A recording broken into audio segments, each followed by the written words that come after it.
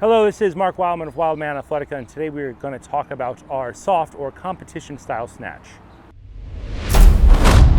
Snatch is a really good idea whether you're doing it with dumbbell, barbell, or kettlebell. I, of course, like the kettlebell version the most because I think you people will default to better lineup by practicing the kettlebell snatch.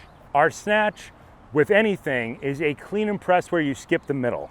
So think our clean and press movement that we have with kettlebells, which is one of our fundamental movements that we need to be extremely good at, and we would take out the middle.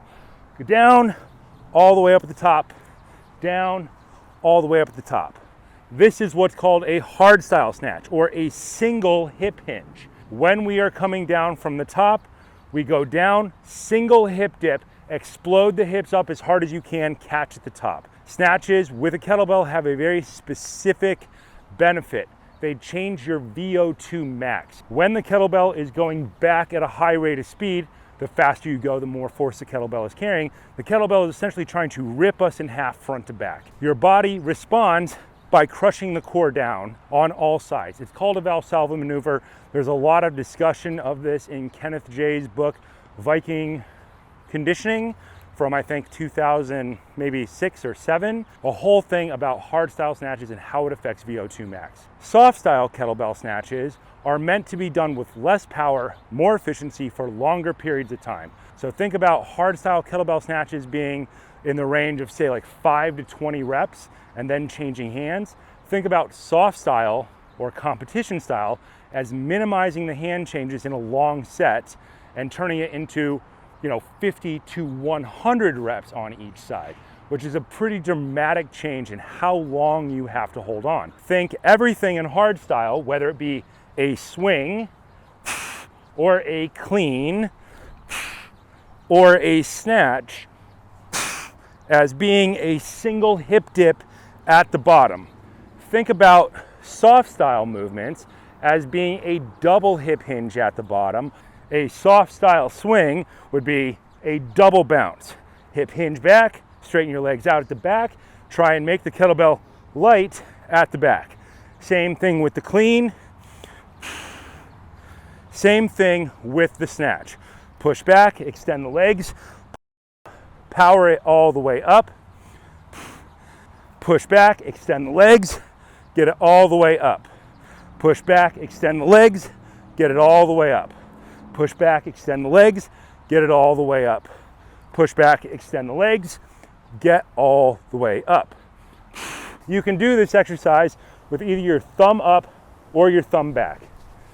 In the beginning, thumb back is usually preferred because if something goes wrong, your arm bends that way and you're not going to snap your elbow in half. Think thumbs up as the technique you do when you have more experience. So let's demonstrate thumb back, and then we'll go to thumb up. Thumb point down or back, start the movement, get that double hip hinge, snatch.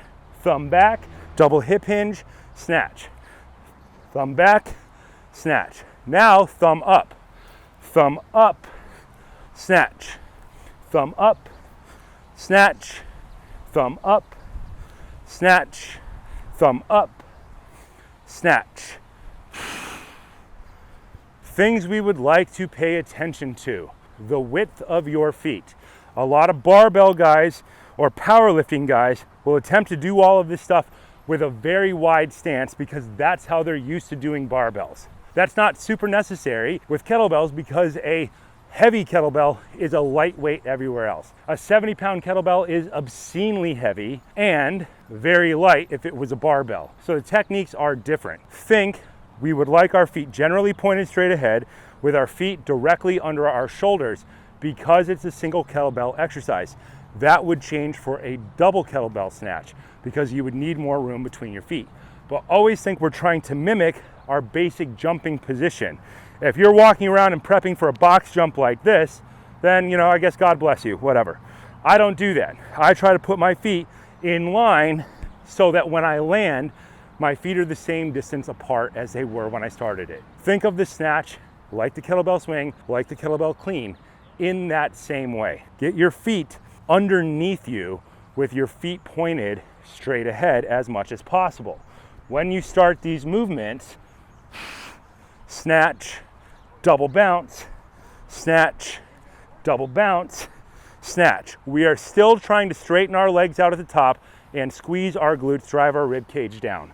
You will see guys who competition snatch a lot will break some of those rules because they've become efficient enough to break the rules. If you haven't been running competition style programming for a long time, think pull the kneecaps up and squeeze the glutes to protect your back. Let's demonstrate this quickly with the other hand. We're gonna start thumb down, do 3 reps, and then we'll move to thumb up, 3 reps. You'll see the hip hinge is very slightly different. Feet straight ahead. I'm gonna start with the kettlebell out in front of me, push the weight back, start. The first rep for me is usually like a hard style snatch because that's the training that I came from, and then it will morph into soft style as it goes. Soft style, down at the bottom, straighten the legs out, take off some of the load, and then scoop your pelvis up to stand all the way up. Snatch, soft style. And that is 3 with thumb back. Now let's go thumb up, thumb up, thumb up, thumb up.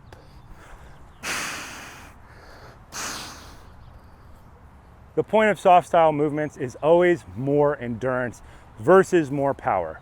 Hard style is all about maximizing that hip snap power as hard as you can and catching at the top. Soft style is about being as efficient as possible. Down at the bottom, straighten the legs out, scoop your way up to get the kettlebell moving. Different movements, train them differently, but do both of them. If you understand both, then you can convert back and forth at will, because no one idea is a perfect solution to every problem. Each solution has its benefits for what you're trying to accomplish. So figure out what you're trying to accomplish and then pick your technique based on that.